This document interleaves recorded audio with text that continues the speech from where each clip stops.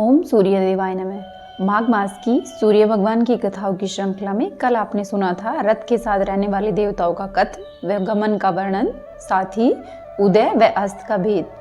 आज सुनिए इससे आगे। रुद्र भगवान कहते हैं कि हे ब्रह्मा जी, आपने सूर्य नारायण का बहुत महात्म्य का वर्णन किया, जिससे सुनने में हमें बहुत आनंद मिला है। अब फिर भी आप उनके ही प्रभाव का कथन करें। रुद्र का यह वचन सुनकर ब्रह्मा जी कहने लगे कि हे रुद्र, त्रिलोक्य का मूल सूर्य है। देवता, असुर, मनुष्य, इंद्र, चंद्र, ब्रह्मा, विष्णु, शिव आदि जितने देवता है, सब में इन्हीं का तेज है। अग्नि में दी हुई आहुति सूर्य भगवान को पहुंचती है। वे ही वृष्टि करते हैं, वृष्टि से अन्न होता है और अन्न से प्रजा का जीवन है। सूर्य से जगत की उत्पत्ति है और सूर्य में ही विलीन होना है। ध्यान करने वाले इन्हीं का ध्यान करते हैं। मोक्षार्थी पुरुषों के लिए ये मोक्ष स्वरूप है। जो सूर्य भगवान न हो तो क्षण, मुहूर्त, दिन, रात्रि, पक्ष, मास, ऋतु, आयुक्त, वर्ष, युग आदि काल विभाग न होने हैं। आदि काल विभाग नहीं होने से जगत का कोई भी व्यवहार नहीं चलेगा। ऋतुओं का विभाग न हो तो फिर फल, मूल, खेती, औषधि आदि क्यों उत्पन्न होगी, और इनकी उत्पत्ति बिना जीवों का जीवन किस प्रकार संभव होगा। इससे इस संसार का मूल सूर्य भगवान ही है। सूर्य भगवान बहुत तपे, परिवेश हो और भी किसी प्रकार की विकृति हो तो वृष्टि होती है। वसंत ऋतु में सूर्य भगवान कपिल वर्ण, ग्रीष्म में तप्त स्वर्ण के समान, वर्षा में श्वेत, शरद ऋतु में पांडु, हेमंत में ताम्रवर्ण और शिशिर में रक्त वर्ण होते हैं।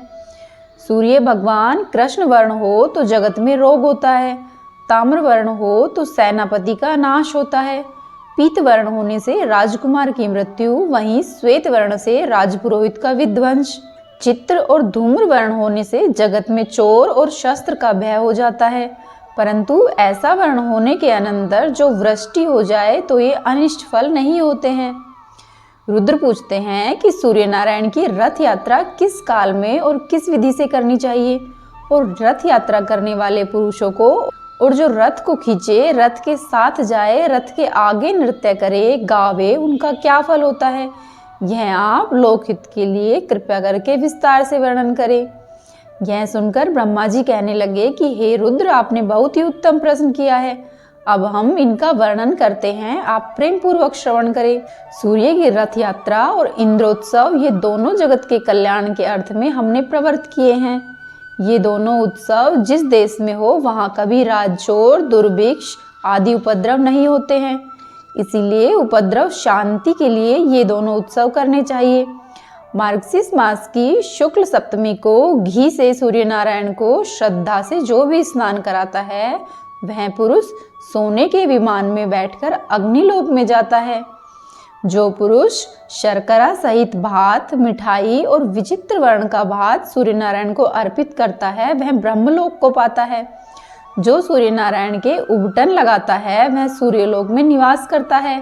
पौष माह के शुक्ल पक्ष की सप्तमी को तीर्थों के जल अथवा पवित्र जल से वेद मंत्रों से सूर्य नारायण को स्नान करावे और प्रयाग, पुष्कर, कुरुक्षेत्र, नेमिष, प्रयुदक, रुद्रजट, शोण, गोकर्ण, ब्रह्माव्रत, कुशाव्रत, बिल्वक, नील पर्वत, गंगा द्वार, गंगा सागर, कालप्रिया, मित्रवन, भांडिरवन, चक्रतीर्थ, रामतीर्थ, गंगा, यमुना, सरस्वती, सिंधु, चंद्रभागा, नर्मदा, विपाशा, ताप्ती, वित्रवती, गोदावरी, पयोषणी, कृष्णा, वेणा, शतद्रु, पुष्पकारिणी, कौशिकी, सरयू आदि सब तीर्थ, नदी और समुद्रों का उस समय स्मरण करते हुए और दिव्याश्रम और देवस्थान का भी ध्यान करें।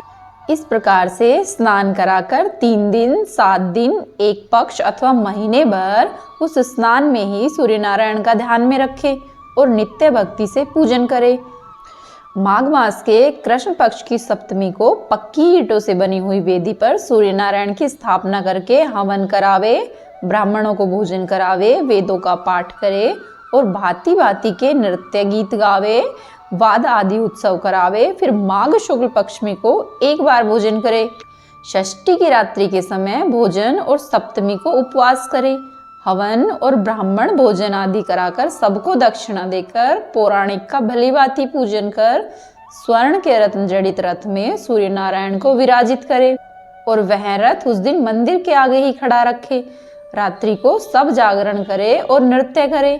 दूसरे दिन अर्थात माघ माह के शुक्ल पक्ष की अष्टमी को रथ यात्रा में रथ के आगे भांति भांति के बाजे बजावे, नृत्य करे, गीत गाए और वेदों की ध्वनि होती हुई चले। पहले रथनगर के उत्तर द्वार पर जाए, फिर क्रम से पूर्व, दक्षिण और पश्चिम द्वारों पर भी जाए। इस प्रकार रथ यात्रा करने से राज्य के सब उपद्रव निवृत्त होते हैं, युद्ध में विजय मिलती है, सब प्रजा और पशु निरोगी रहते हैं। रथ यात्रा करने वाले की संतान बढ़ती है और रथ को खींचने वाले तथा रथ के साथ जाने वाले सूर्यलोक को जाते हैं। रुद्र कहते हैं कि हे ब्रह्मा जी, मंदिर में स्थापित की हुई प्रतिमा को किस प्रकार उठावे और रथ में स्थापित करे, यह हमको बहुत संशय है, क्योंकि उस प्रतिमा की तो स्थिर प्रतिष्ठा हो रही है, फिर कैसे चला सकते हैं? कृपया करके इस संदेह को दूर कीजिए। रुद्र के यह वचन सुनकर ब्रह्मा जी कहने लगे कि संवत्सर के अवयवों से जिस रथ का वर्णन प्रथम हमने किया है, मुख्य तो वही रथ है। उसको देख विश्वकर्मा ने सब देवताओं के लिए रथ बनाए। विश्वकर्मा का बनाया रथ पूजन के लिए सूर्य भगवान ने अपने पुत्र मनु को दिया। मनु ने राजा इक्ष्वाकु को दिया। तब से यह रथ यात्रा चली आती है। सूर्य भगवान तो नित्य आकाश में भ्रमण करते हैं, इसीलिए उनकी प्रतिमा के चलाने में कोई दोष नहीं है। ब्रह्मा, विष्णु, शिव जी आदि देवताओं की प्रतिमा स्थापित होने के बाद नहीं उठानी चाहिए। सूर्य नारायण की रथ यात्रा प्रतिवर्ष करनी चाहिए। सोने, चांदी अथवा उत्तम लकड़ी का अति सुंदर और बहुत ही मजबूत रथ बनावे। उसके बीच प्रतिमा की स्थापना करके उत्तम लक्षणों से युक्त अति सुंदर घोड़े रथ में जोड़े और उन घोड़ों को केसर से रंग कर अनेक आभूषण, पुष्पमाला, चामर आदि से अलंकृत करे। इस प्रकार रथ को तैयार कर सब देवताओं का पूजन कर ब्राह्मणों को भोजन कराकर दक्षिणा दे। फिर दीन, अंध, कृपण, अनाथों को भोजन आदि से संतुष्ट करे। जो क्षुधा से पीड़ित कोई विमुख हो जाए तो पितरों का अधपात होता है। इसीलिए इस सूर्य भगवान के यज्ञ में भोजन और दक्षिणा से सबको संतुष्ट करे। फिर पुण्याहवाचन और अनेक प्रकार के वाद्यों का शब्द कर सुंदर मार्ग में रथ चलावे, जिससे रथ को धक्का न लगे। घोड़े न हो तो अच्छे बैल रथ में लगावे अथवा पुरुष ही उस रथ को खींचे। 30 अथवा 16 ब्राह्मण प्रतिमा को मंदिर से उठाकर रथ में बड़ी सावधानी से विराजित करे और दोनों ओर सूर्य नारायण की दोनों पत्नियों की स्थापना करे। सदाचारी और वेदों का पाठन करने वाले 2 ब्राह्मण प्रतिमाओं की पिछली ओर बैठे और प्रतिमाओं को संभाले रहे। सारथी भी चतुर हो, स्वर्ण दंड से भूषित छत्र रथ के ऊपर लगावे और अति सुंदर रत्नों से जड़े स्वर्ण दंड से युक्त ध्वजा रथ पर चढ़ावे, जिसमें अनेक रंगों की 7 पताकाएं लगी हुई हो। रथ के आगे के भाग में सारथी होकर ब्राह्मण बैठे।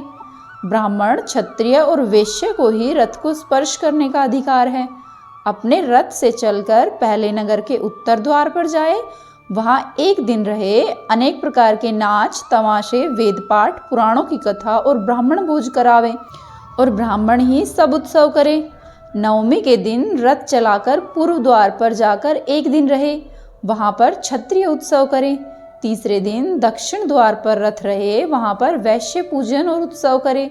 चौथे दिन पश्चिम द्वार पर रथ जावे, वहां पर सब शूद्र उत्सव करे। वहां से नगर के मध्य में रथ आवे और संपूर्ण ब्राह्मण पूजन और उत्सव करे। उस दिन राजा भी बड़ा उत्सव करे, दीपमाला करावे, ब्राह्मणों को दान देवे और भोजन करावे और फिर वहां से रथ को मंदिर में लेकर आवे। तब सब नगर के लोग मिलकर पूजन और उत्सव करें और एक दिन रात रथ में ही प्रतिमा रखे। दूसरे दिन प्रतिमा को रथ से उतारकर बड़ी धूमधाम से मंदिर के अंदर स्थापित करें। इस प्रकार सप्तमी से त्रयोदशी तक रथ यात्रा हो और चतुर्दशी को अपने स्थान पर प्रतिमा को स्थापित करें। इस रथ यात्रा के करने से सब विघ्न नाश होते हैं। बोलिए सूर्य भगवान की जय।